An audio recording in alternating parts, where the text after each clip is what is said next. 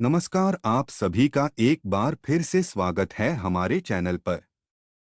एक बार माता पार्वती ने भगवान शिव से कहा, प्रभु मैंने पृथ्वी पर देखा कि जो व्यक्ति पहले से ही दुखी है, आप उसे ज्यादा दुख प्रदान करते हैं और जो व्यक्ति सुख में है, आप उसे दुख नहीं देते हैं। भगवान ने इस बात को समझाने के लिए माता पार्वती को धरती पर चलने के लिए कहा और दोनों ने इंसानी रूप में पति पत्नी का रूप धारण कर लिया और एक गांव के पास अपना डेरा जमा लिया।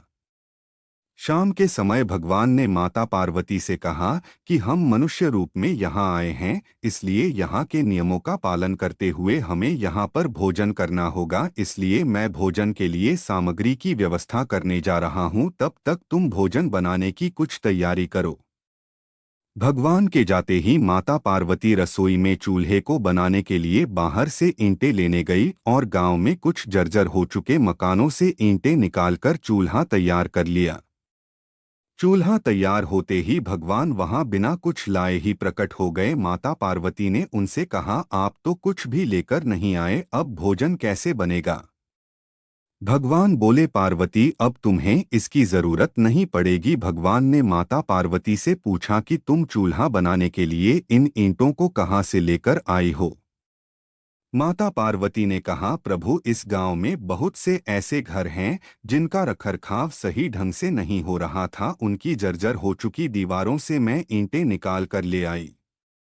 भगवान ने कहा, जो घर पहले से ही खराब थे तुमने उन्हें और खराब कर दिया है, तुम ये ईंटें उन सभी घरों के किवाड़ से भी तो ला सकती थी।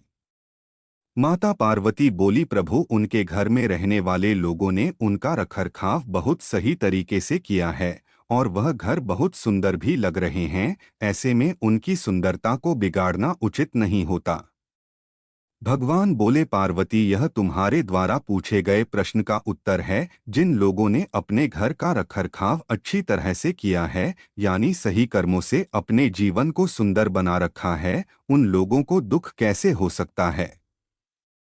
मनुष्य के जीवन में जो भी सुखी है वह अपने कर्मों के द्वारा सुखी है और दुखी है वह अपने कर्मों के द्वारा ही दुखी है। इसलिए हर मनुष्य को अपने जीवन में ऐसे ही कर्म करने चाहिए जिससे इतनी मजबूत व खूबसूरत इमारत खड़ी हो कि कभी भी कोई उसकी एक ईंट भी ना निकाल पाए। दोस्तों, यह काम जरा भी मुश्किल नहीं है, केवल सकारात्मक सोच और निस्वार्थ भावना की जरूरत है। इसलिए अपने जीवन में हमेशा सही रास्ता चुनें। तो कैसी लगी आपको आज की यह कहानी? ऐसी और कहानियों के लिए हमारे चैनल को तुरंत सब्सक्राइब करें। धन्यवाद।